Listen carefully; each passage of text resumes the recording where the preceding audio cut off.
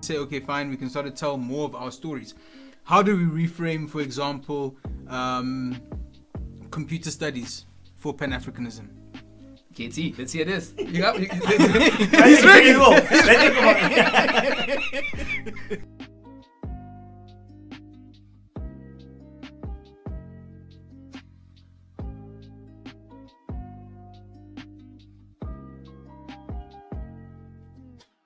Hello and welcome to the People's Colloquy, a podcast that aims to pierce through the fog around us with a high beam of good conversation.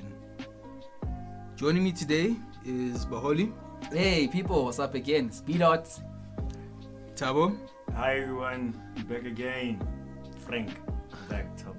And of course myself, Anthony. In this episode, we will be honing in on some of the things discussed in the previous episode, with a focus on geopolitics, which is crucial for any Pan-Africanist movement. What do things look like now, and what can be done? Baholi, you have some thoughts, brother? Oh, yeah. Right. Marcus Garvey and all these chums, when they first envisioned Pan-Africanism, like they aspired for black equality, dignity, respect, all Africans, all black people, either in diaspora or in Africa, uniting, coming back to Africa and building something good. That was the initial idea. I guess that sort of happened, because we broke free from colonialism and we were able to get liberation and all those sort of things. But what does it look like now? What are we trying to do now? What we need to try and figure out right now, in my opinion, is how do we synchronize the various elements of geopolitics in order to create a Pan-Africanist moment. So with relation to that is the element of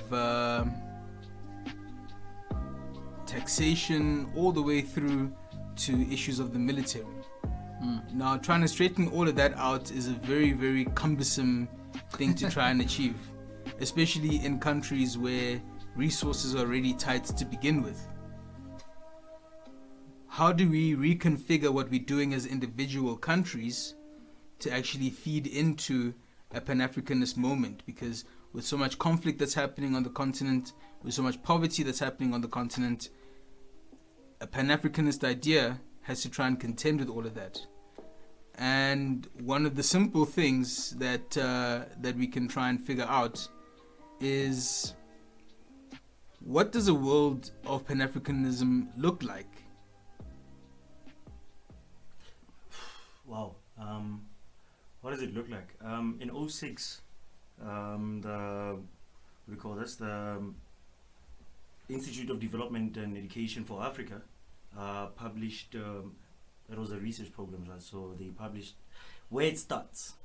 The first sentence, it just says Pan-Africanism is the belief that people of African descent should have common interest and should be unified. So that's how Pan-Africanism, in my eyes, it should look like. But then the challenges thereof. So unified, there's challenges that we have now that you need to deal with. How do we unify the armies? We look at NATO. Yeah. And NATO, they've got a clear demarcation for what kind of ammunition is used. They've got a clear demarcation for what kind of fuel is going to be used in the various aircraft and the various vehicles and everything else that goes with creating a cohesive military strategy. Mm-hmm. Where are we as South Africa? Where are we as SADC in relation to achieving that kind of a uniformity, so that if you say, okay, fine, SADC has got a military force of X number of thousand people, but then they're not sharing the same guns, they're not sharing the same ammunition, they're not sharing the same anything which would be critical to having a successful military operation. Yeah, so, when you're talking about the military and unifying it and having more or less all their same equipment, weaponry and all that stuff. Yeah, and equipment. It becomes a bit difficult when you're comparing it to NATO because of the level of development of those countries. Yeah, but for instance, like Heckler, Germany, Heckler will produce certain amount of guns or certain kinds of guns or whatever that they produce, right? And the company itself and the unity between the countries, even though they have their challenges, they can say, okay, cool, we're going to buy 1, 2, and 3 from Heckler, and we're going to buy 1, 2, and 3 from Barretta in Italy or whatever, right?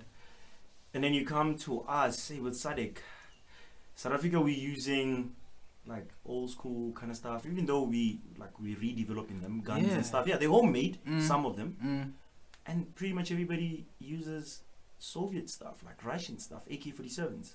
Yo, Do they have the? When you say homemade, do we make our own guns? I'm saying Because look. The reason I'm saying homemade, right? During that era, the one that that ended just with the votes, with those votes in '94. What, 94? Yeah, they were producing their own arms, right? And we inherited that through Abodinel and them, right? Yeah. We inherited that. Even though they were producing them, they had licenses, like some of those guns, like kind of in the R1 or whatever. It's a patent there with Gemini or something. I don't know. You know what I mean? But we're producing it here at home. Getting that IP. Yeah. So how do you start, Vele? It goes back. Can the countries that are in the SADC, can they afford And that's to have the same kind of equipment that we have? You guys are speaking very Can the closely countries- about one African state again, and I think we've established that is not viable. Yeah, that's what I was talking Because about. now you guys are saying NATO. now one African army, guys. Where I'm coming from, Baholi, is not about a one Africa situation. Where I'm coming from is the idea that in this pool that we're going to be swimming in, the Pan-Africanist pool, is the pool of NATO, is the pool of EU. the EU, is the pool of America. Yeah. That's where we have to go in Yeah. and try and challenge the hegemony in order to try and restructure things so that it does more for people at the bottom. Look, guys. So we can't afford to simply step back and say these challenges are to this, these challenges are to that, because that is not going to move us forward in terms of achieving or trying to understand what it is that we need to move in that direction. Okay, moving forward. If I may, I think maybe we started off on the wrong foot talking about the military, because that's a very, very complicated topic. Like, Pan-Africanism is complicated. No, I know. The whole I thing- was just saying. the whole I was thing- just saying- the I whole- was just the whole saying frame- because the whole frame of- remember, like, for you to have a certain like kind of military, before you even you can envision it, Yeah, but you can't just go straight to it. implement it now. You know what I mean? There's other things that you need to have. It's in place years, first. You know what I mean? decades. So for now, I think let's park it a bit. The military part, it's very interesting. It's But a military plays such a role in any society, and the only people that actually get to realize the role that it plays is the people that are in the military, or like military historians, like people that Yeah, reading for about it. You I know what I mean- mean? So and if you can see everything with the military, it's driven by money, brother. it's money. It's driven by money. Okay, guys. I hear you with military saying let's park it. Okay, let's park it then. Now, Pan-Africanism, it cannot be about us becoming more European Yeah, sure. or more Eurocentric. It cannot be about having the same sort of armies or having the same skyscrapers or even the same roads. Yeah. All those things. There's many bad things about the European culture which I do not want to see as adopting in Africa. Yeah. And that's what I have. We seem to be trying to adopt a lot of what the Europeans are doing or have done and thinking it will work here. We know the EU didn't work, guys. Yeah. We know. And you need to understand as well how Europe came about. Europe came about through colonization. They colonized us and they built their countries using our resources. Yeah. Now, are we going to go in order for us to try and like build a model that's like Europeans, means that we want to go colonize somebody? Who are we going to colonize? You know what I'm saying? So my thing is, like, remember even in the previous, like on the previous podcast or the previous episode, I spoke about us starting our own economic models or economic systems. This whole comparing with Europe, or maybe if we take away the colonization part and say, okay, these people are here at this point, we can get there, but for us to get at that point, what do we do? And it goes back to in the previous episode where Baholi said Africa doesn't have money, right? Because of how the European countries are still milking Africa, and the white, like the leaders that just replaced the white face. Of some sort. So Big swap. yeah, we need to start developing. Like first, I think we need to start developing our own economic systems. With that, what that works for Africa or for a particular economic zone of Africa. Yeah. Look, say when, if say in the SADC we develop our own, I'm just making an example, right? That works for us. Because if you, the capitalist system in Europe and in America or wherever, it's driven by Africa. It's problematic. See, so already when we start that, we're in the back foot because there's nothing that drives our machinery. Yes. They are driven by us. And that also highlights the fact that they wouldn't want to see Africans taking things into their own hands and moving in another direction, because that undermines the framework that they've built up for themselves. Reality is, look, if they wanted, like people that still hold European countries and all those Western countries in high regard, in a sense, if those people care about our development, say if they care about development, if they see us as these people who are not developed at the level that they at, instead of forget about taking the minerals out, right? Even though it's very important. They do a lot of testing in Africa. Instead of coming here to do testing, why don't they maybe say, okay, these people who are not as developed as we are, let's teach them. That's what I think of. Let's work with them so that we can get them to that level. What I think of when I reflect on that kind of a scenario is that in Europe, the way that they've set things up for themselves is heavily reliant on having full control of resources around the world. Yeah.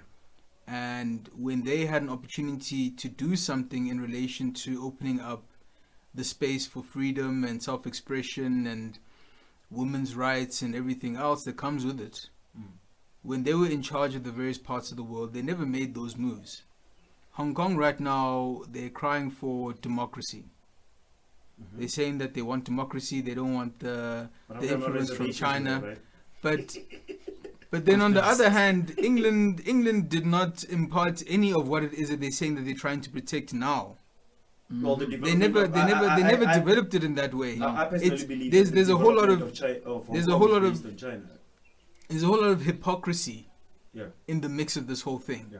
And if we as Africans want to become like them, we basically saying we want to become like serial killers, murderers. Look, guys, is that the right example? Look, me and my biggest theory regarding global markets and stuff. I say let's get out of it. Let's just ignore it. I don't want to use a bad word now, but fuck him. That's what I say. I say fuck him. Also, having said that, I'm not saying we must completely ignore foreign trade, right? But we need to deny their authority and remove our reliance on them, and also our allegiance to those who don't serve us. We can't have people who don't serve us. We can't be allying ourselves to those who don't serve us. We need to be selfish with our allegiance. Only if whatever you're doing or whatever you're giving us is gonna serve us, then we align ourselves with you. And that can switch and flip depending on how we feel. If you feel like right now, Russia is doing the things and we like it, then let's support Russia for now. In. The second we feel like, Putin's no longer in our best interest, we move on. And that's what all the countries that are in leadership positions are able to do. But that's a flexibility that you need a certain level of development in order to have that kind of a flexibility. South Africa, or let me rather say Africa, more than 50% of African trade is food. It's agricultural goods. Now, any country, if you go to any country and you try and speak to the farmers, farming is very jealously guarded. Yes. By the given governments in a given country.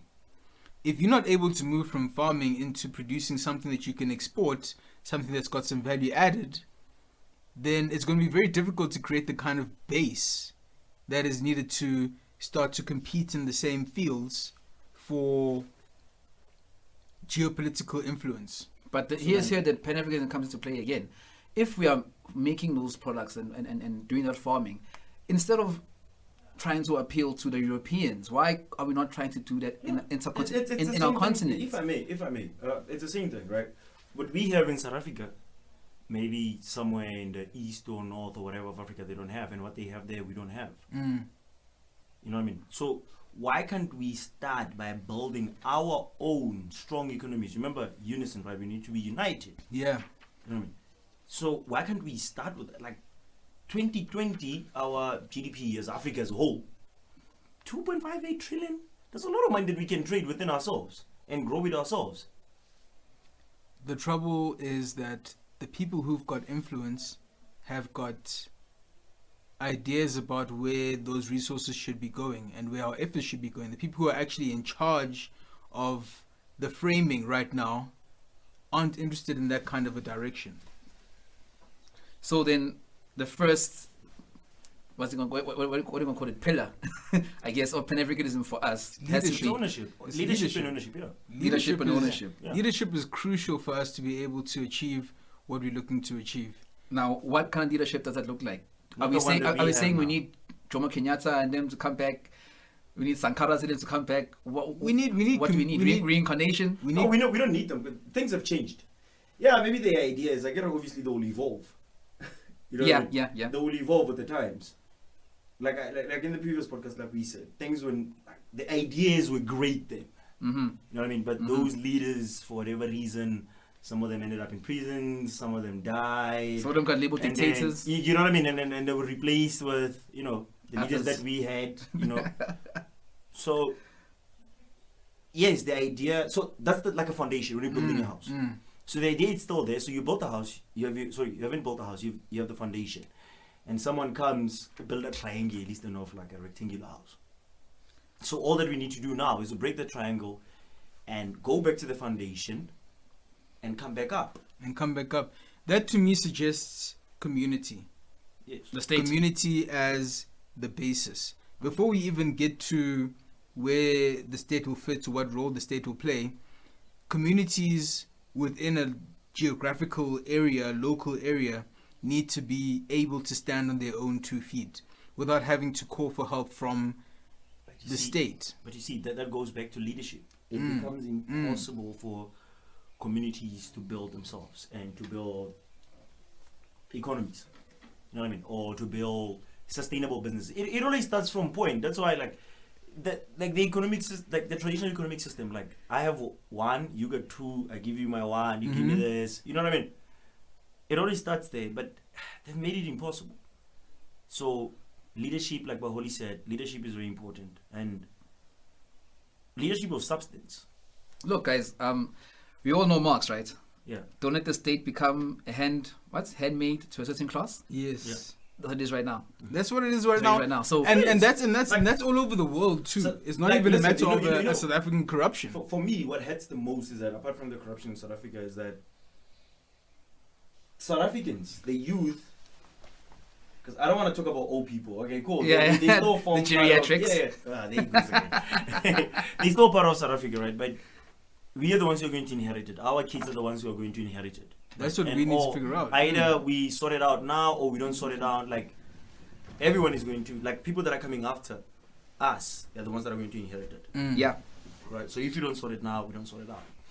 Then corruption, yeah, sure. I think there's something that's very, very dangerous that's happening in South Africa now. In a sense, the ruling party and parties that are a bit closer to the ruling party, in the sense of like the numbers, they don't really care about people. They can afford not to. It seems like apart to from me. corruption, like for instance, let's say the number 2 in South Africa in the political landscape, right? The number 2 doesn't really need to be the number 1 in the country. They don't have to rule the country. Yeah, because for them- they're protecting whoever's interest. Yeah, you know for what I mean? them, for It's the them number of to people's for them interest. to achieve whatever objectives doesn't require them for the No, for they them don't, to be because the top dog. if they become number 1, now all 60 million of us are their responsibility. Yeah, See, so that's where the problem is: leadership. No one is willing to take those decisions, like unpopular decisions. Let me just put it that way. To them, maybe it will be unpopular to the Western countries or to a certain elite in the country. No one is willing to take those decisions. Okay, guys. So leadership. Leadership, First issue. yes, because It's funny enough. This week, a friend of mine from work, shout out Michael, Pelani, said that they're gonna have a kid, raise a son to be a dictator, because it seems like that's the only way. That's the only way forward for our nation.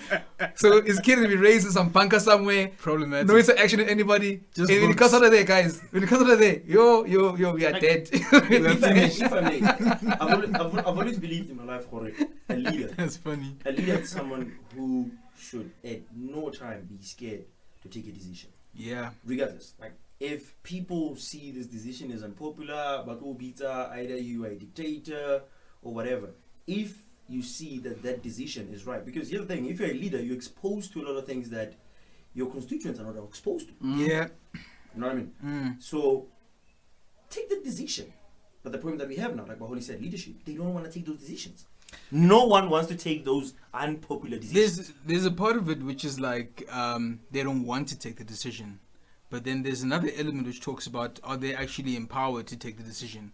If you want to move in another direction, what's the cost implication for a given leader? There's always what we refer to as a political price, right? Now, if there's a political price, it means that if you're not towing the line along with your party, then stepping outside of that idea will move you into uncharted waters. You've got no protection, you've got no friends. Cold outside. It's cold outside.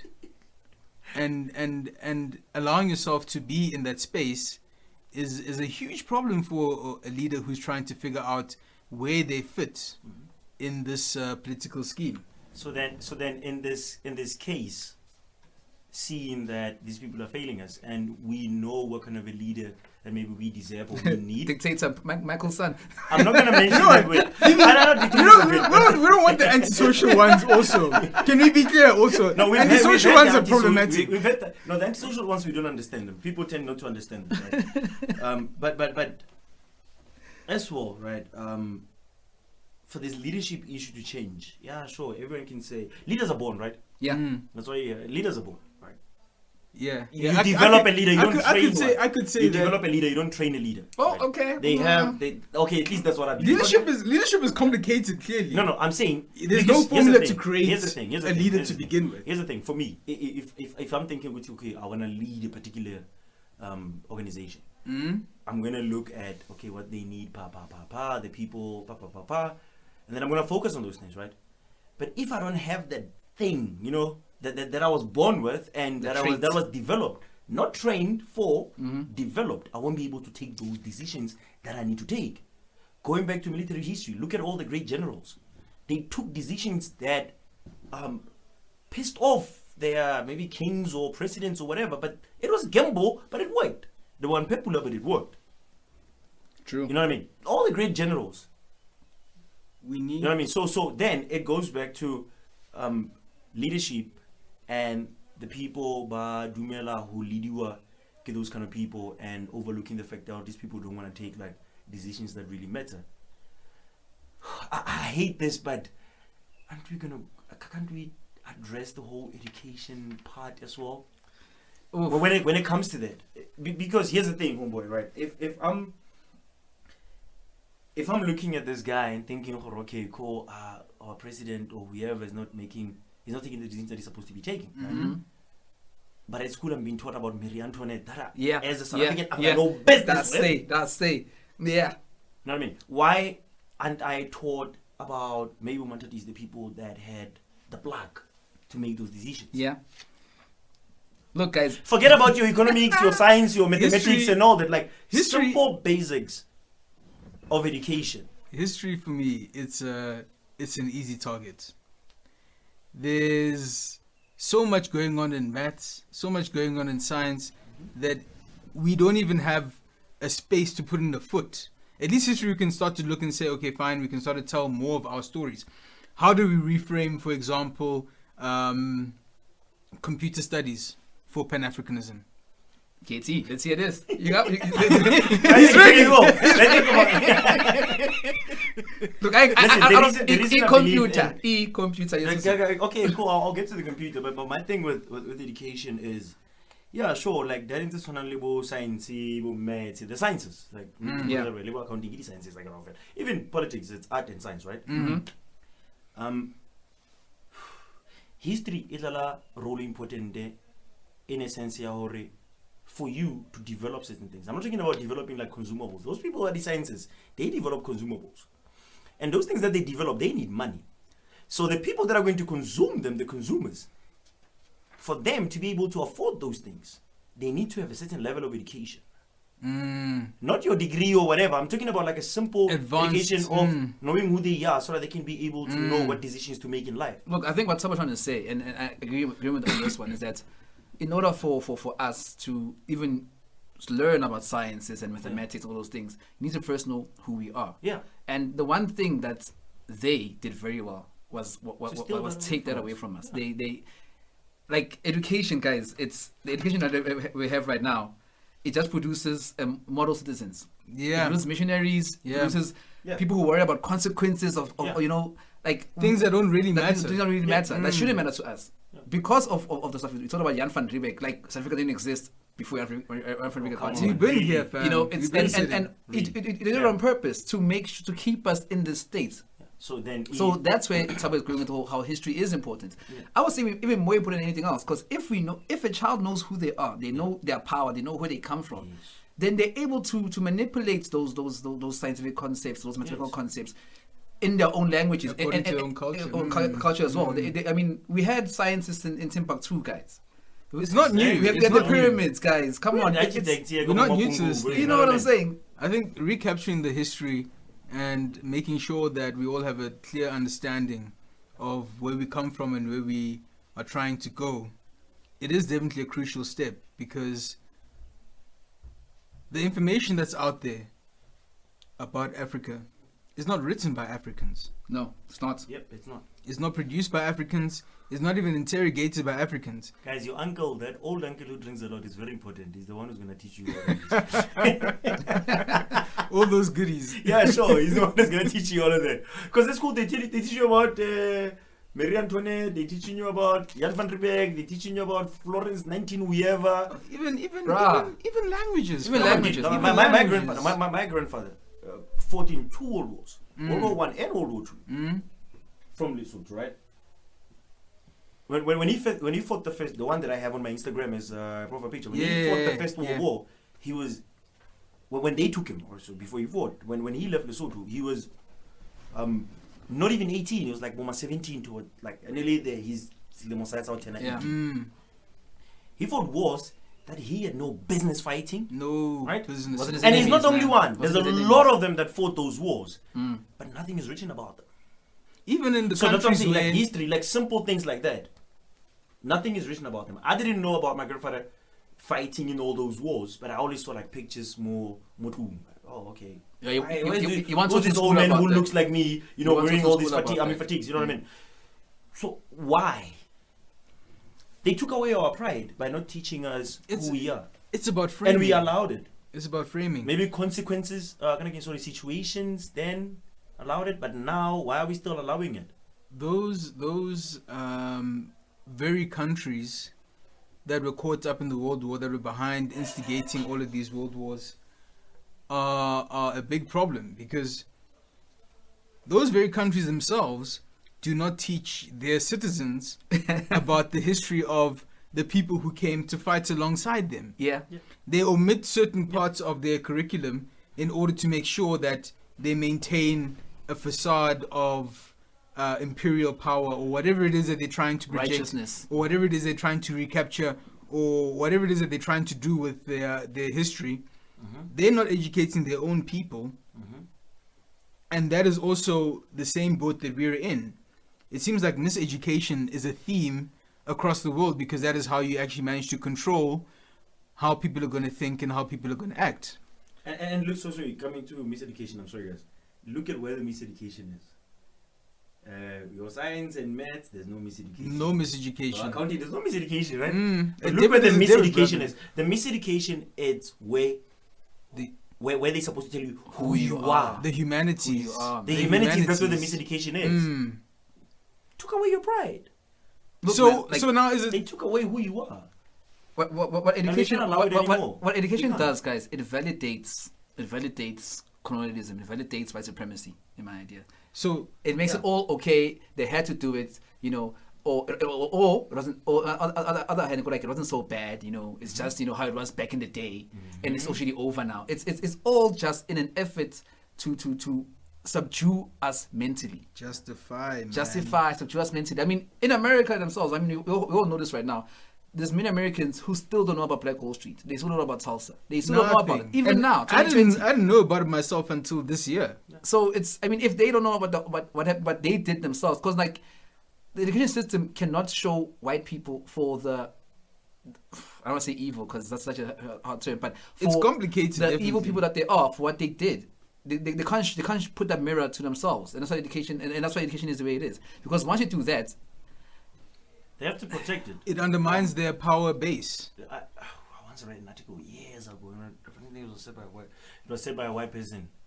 It was actually on YouTube, and I read the article as well. Mm-hmm. There was a guy who was saying, he said that for things to change, for things to change, more especially what South Africans, is that the whole I can't talk bad about my grandfather. If their grandfather did wrong, or a great grandfather, if they did wrong, they did wrong. You're not talking bad about them. So if your great grandfather was a colonizer or he was a slave owner, he did wrong.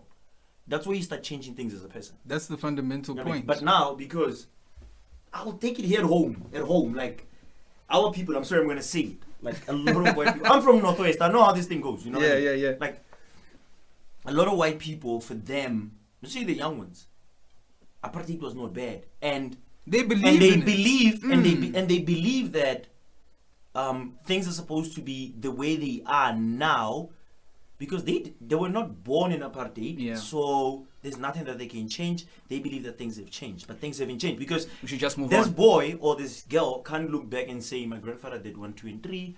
My grandfather was paying Thabo's grandmother R1 to work for a whole 6 months, or something like that. I mean, culture.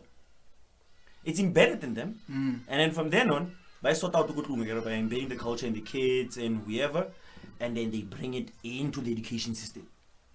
So And in the education system, they don't bring it as a culture. No. They say, no, this is the history of a This is the particular history. country, These are the or facts. This is history the of facts. Africa. these are the facts. So Yeah. you develop the culture at home. You reinforce it at Education It level. doesn't. It doesn't make sense for anyone in the world now. What the whole thing that's happening in America of Black Lives Matter. It doesn't make sense for anyone, regardless of color, in the world, to be against Black Lives Matter. No, it doesn't make we sense, shouldn't. because a human being died who did nothing. It doesn't make sense Horrific. for when students say roads must fall. Some people are protecting that roads must Defending fall. it. It doesn't make sense. Like, I'm trying to What are understand you this thinking? person. What What are are you you thinking? defending? What exactly is it? Is it So, is you it see, is it it's trying culture. to regress? You're defending your interests and all the stuff that you've inherited, exactly, even though you're yeah. not like Not directly. related to them. You might Yeah. not even have it formally settled in your mind that that's what you're doing. It doesn't make sense. It But they doesn't. do it, right? Yo, like Prince, that's like, I guess then that's what the third pillar, culture. Because culture is a big thing, guys. Especially in the Pan-Africanist context. Hey, Yeah. Pan-Africanist context. if- I mean, culture itself is not a weapon of struggle. Yeah. Is it not a set of rules given to people or It's to the us? first set of rules. To follow these rules, otherwise you are being disrespectful. Do not question your elders, even when they're wrong. Don't question them, and that's whether you're white or black. That's in all our cultures. From authority From to a- how you make choices, to what you buy, to what you like. Yes. Culture is critical And I mean- in shaping that. And Amilcar Cabral said, "All revolution is first a cultural revolution." You know what I'm saying? All revolution is Facts first only. cultural revolution. And Yeah. I mean, think about it, guys. Gender inequality, it's embedded in our culture. Exactly. Tribalism as well. You know, outdated practices, things which we do now. You're like, you know what? And I get what they did it back then, but why are we still doing it now? It's the same thing. Like, it's too simple, you know. I think that it's been in South Africans' minds for years, but it's been debated. In my mind, that thing doesn't even need to be debated. The land issue. Land issue, man. How do you It's how do you fundamental. debate It's that? Like, fundamental. dude, how do you debate It's that? like not the obvious in Dabalena. It's the thing when someone comes up and says, hey, the land must be given back to the owners or the original No, owners, whoa, you're supposed to say whoa. obvious, take Whoa. it. But you saying, you're Wait. trying to justify it. What are you justifying? You bring that culture, guys, because I mean, Pete's granddaddy fought in the Anglo-Boer War and But you see, so his that's own the culture problem. now. He's trying to The put his pride. own culture. He's Mm. proud But of then, his you culture. know what So hurts me? I What want- hurts me, there's I'm sorry, I'm going to say it. I'm not a racial person, but I'm going to say it. Black politicians, black community leaders, and all those, like big black people, they'll try and justify it themselves. why it shouldn't be given back to their owners. And they'll come up with a whole list of rational reasoning. Yeah. Why? How come? Is it Is education? it not or their own? Is it self-interest? Yo, That's where it gets very complicated. And if I want to take it back to the initial point, which is, you know what, we need to challenge the cultural dynamics. yeah. What does that look like in the home? What does that look like when you're talking to your children, when you're talking to your family? What does challenging the cultural landscape that we're sitting in the country right now, what does that look like in your opinion, Baholi? Do you think... Look, in a Pan-Africanist context, like I'm saying, culture, guys, is problematic. The whole... I'm also in trend right now, but yeah, gender inequality. You can't be Pan-African and not value women and not see women as equal and not treat women the way they're supposed to be treated. Our cultures are very much matriarchal before the beginning of colonization. Yeah, but I look. And you know what colonization did, and that's why I think women are still like gender equality. They're still unequal. They're still unequal, or they still be made unequal. Let me just. This colonialist.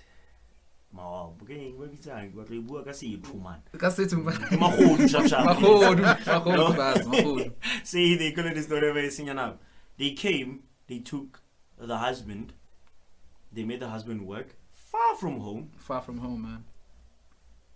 and this guy when he comes home, guys, we can't discount the psychological issues as well. No, we have to.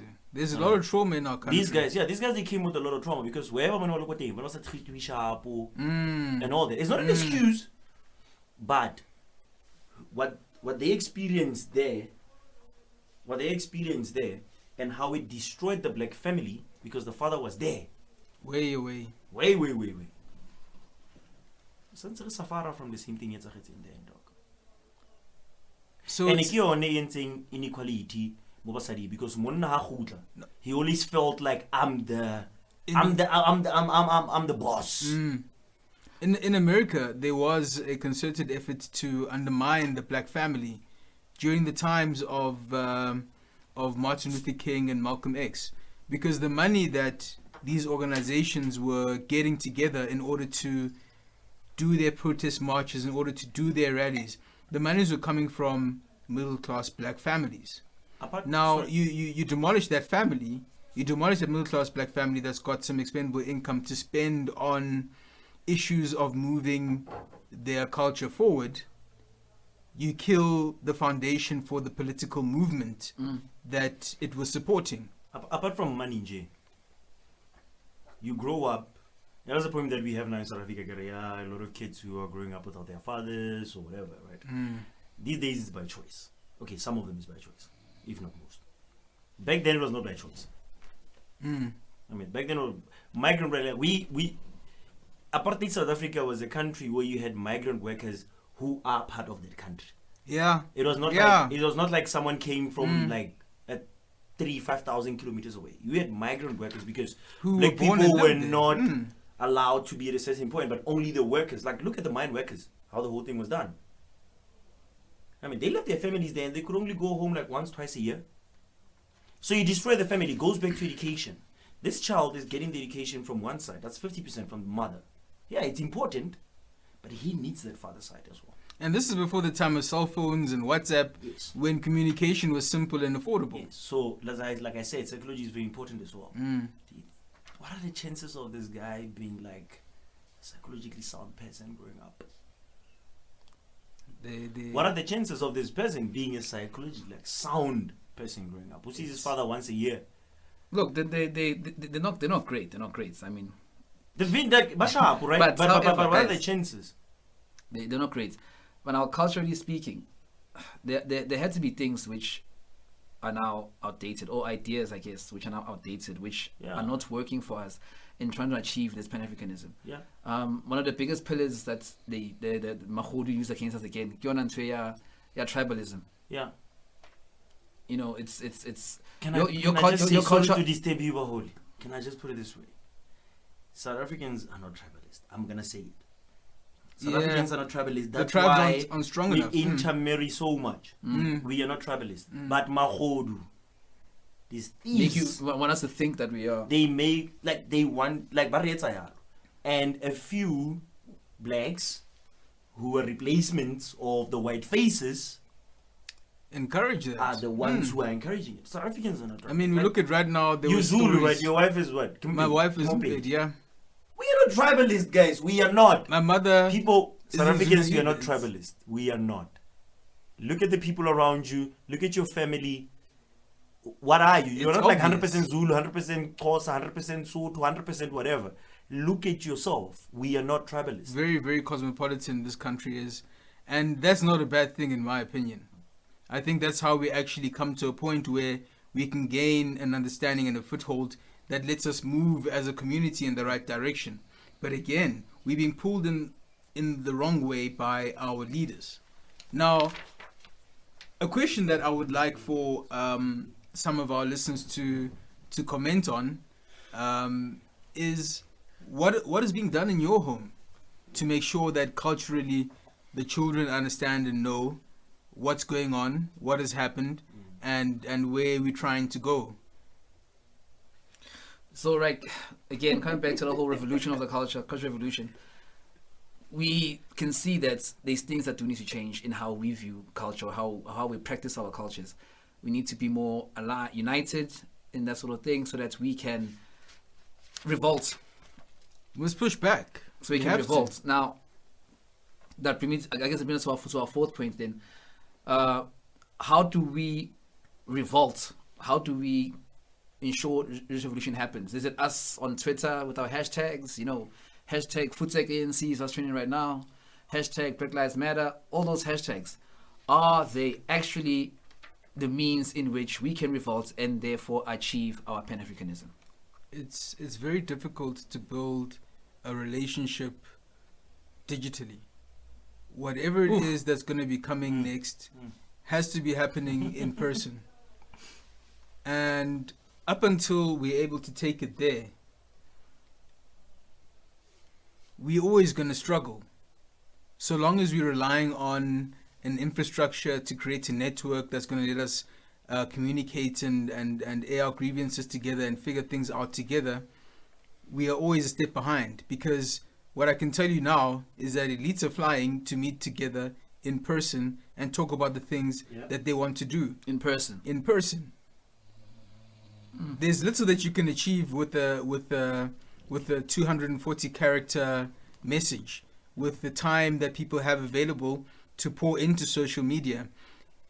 Socially, we have to be face to face, and I think that's an important first step. Mine is, it's very simple. Pride, know who you are. I think that's the only way we're going to go forward. Know who you are. Africa is for Africans. Everything that is here is ours. Africa must be ran and ruled by Africans. Period. There's So, like, Period. Like that for now, those are the bases of Pan-Africanism. Know who you are. Love your African brothers, or anything, or whatever. We never had any of those things. and dude. Like, Thabo, when you say that, it makes me think of what it is that I used to tell my my trainees when I'm training them in the office. I tell them, Guti, at times you must just learn to love your colleagues, because liking them is not enough. You have to love them, because it's only through love that you can look beyond those difficulties that will press you into wanting to give up. but now are those? Do we like each other? We say like. Are we talking about likes on Facebook? Because liking Don't things. Baholi is level 2. I mean, I'm talking about the top level. I'm talking about love. Ooh. Love is unconditional. But how do you love each other then in this time of social media, guys? How do you build that bond? Like you just said, back in the day, guys, we used to have fucking the khutla, right? People come together and talk. I remember those when I was growing up. And in person. But Like can I you say now this? social media. Can I say this? Like my own belief. A lot of people always say that you can't love someone that you don't like, but I believe that you can love someone that you don't like. Look, love Love is back unconditional. to what Anthony was saying with these trainees, right? How he was training people. You don't necessarily like them, like you just said. Some of them, or in life, but they part of you, brother. They part of you. You love them and you care about them. That's why you make them who they are. Yeah, yeah. So, guys, again, so how do we then revolt?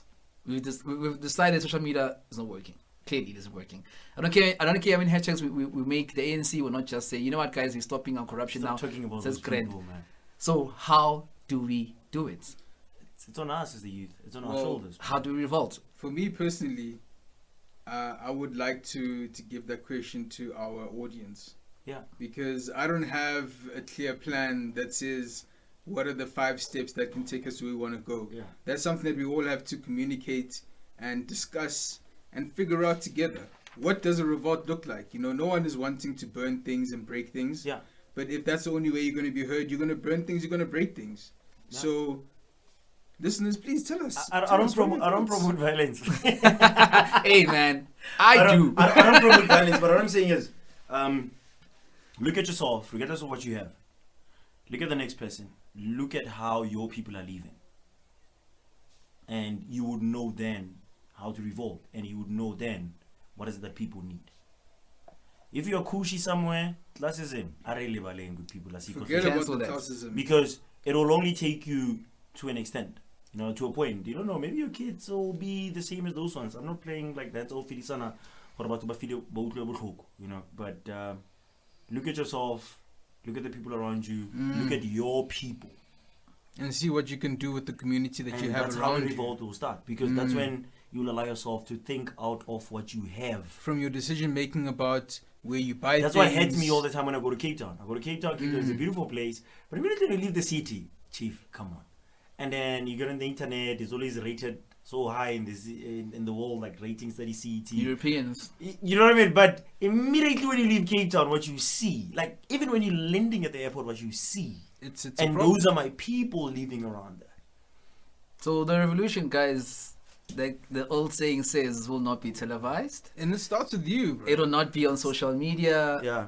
We have to come together and decide how we're going to revolt. It doesn't necessarily mean, like the guy said, we're burning things, we are destroying infrastructure. Because again, I don't Let's get why we do talk. it as well. But we have to get to a point where we do revolt. Something has to give. We can't go on like this. It's, you know, in Africa, in South Africa specifically, this is not working. What Yeah. the way the economy is set up, the way education is set up, the way our cultures are set up, the leadership we have, it's not working. Yeah. Everything is not working in that sense. It's not. When we consider using technology as a way to unite us and help us to create these networks, it is very, very problematic, because in every single African country where they've had revolts and problems in the last 5 years, a big element of it has been switching off the internet. Yeah. What happens if we are trying to get together and discuss and talk and figure things out, and all it takes is for them to flip a switch And it's over. to undermine this kind of a conglomeration of people trying to move in another direction? So again, I'm going to say it again because I really believe that this is an important point. We have to get together in person and start figuring things out and not be relying on Skype and Zoom and everything else. But that's my final thought for today's podcast. Thabo? Mine is, again, we need to be one. Like Anthony just said, we need to be one. We need to talk. I believe one of the reasons I'm part of this podcast is because I don't necessarily want to influence how people think, but I would love to take some of the people out of the comfort zone that they have. I'm sorry I said it. I apologize. We have to. I apologize. We have to be honest with ourselves so that we can be able to change what is going on. If we are too comfortable and there's like 1,000 more people who are not comfortable, Your comfort what is am I? narrow. Exactly. What am I? It's narrow. I have this ideology that we need to equalize. Like the score is like 10-0 now. Yeah. We need to equalize. We're And losing, for us to guys. equalize, we have to come in together. Rebeni wani. Trying to sharp, guys. And yeah. Beautiful. Thanks, Thabo. Yeah. Thanks. Baholi, where are you on that issue? Right, guys. So leadership, education, culture, revolution. That's our ideas. Those are the steps. Let's come together. Let's change. We need to change something. Yeah. Change everything. Actually, not just something. It's not working. Those are my thoughts. Yeah. And by the way, guys, we apologize for not having visuals. The time is Like we had coming. published. The But time is yeah. coming. We love you. We out. Thank you. Bye bye. Thanks so much for your time. If you made it this far, it's fantastic of you to do so. So Alright, yeah, alright. guys, that's the People's Colloquy. Find us on Facebook and on Twitter now as the Colloquy on Twitter. Facebook is TPC. TPC, the People's Colloquy. YouTube, the People's Colloquy. We are on Spotify. Yeah, we're on Spotify We're on now. TikTok. We're on TikTok. We're We're on on TikTok. TikTok. My man. Man, we are spreading out. My man. You can my man. Osmosis Yeah. here. We're coming to Instagram. We're just trying to get like the right filter. Filters, I want guys. to look good. It's a hard thing trying to choose a fucking filter. Filters are hard to choose. We're coming on Instagram. You as can well, find so- Anthony as in Galagata. Nkalagata on TikTok. yeah. You'll also find me in various games if you're a gamer. If you look for Nkalagata in your game, you might be like, I might be playing it. Anyone who's playing Bro, holla back at you, boy. Me, Facebook, Thabo Panzula Makanye, Twitter @TechPanzula, Instagram Mac I don't have TikTok. I used to have an ING name when I used to be a gamer. It was SK8 Tau. I don't know if it's been but yeah, well, that's it. It's me. I think I said it before. It's b.holy on all socials. That's b.holy. Thank you guys. Thanks so much Till for your next time. We love you. Peace.